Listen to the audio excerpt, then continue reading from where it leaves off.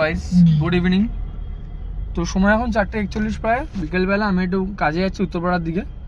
তো সবাই আমাকে বলছিল অনেকে সেকেন্ড হ্যান্ড স্কুটি লাগবে, সেকেন্ড হ্যান্ড বাইক লাগবে, সেকেন্ড হ্যান্ড কার লাগবে।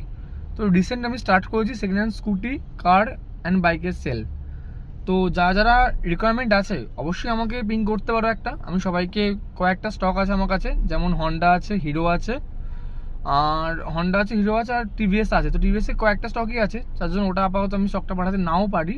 আর হিরো আর হন্ডা আছে। বাজেট হলো 27K to 60K এর মধ্যে।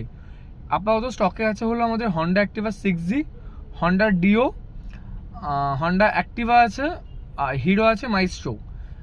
হন্ডা অ্যাক্টিভা 6G সেটা আছে 2021-এর মডেল, আরেকটা আছে 2019-এর মডেল, আর অ্যাক্টিভাটা হলো 2014-র এন্ডে গাড়ি, ঠিক আছে।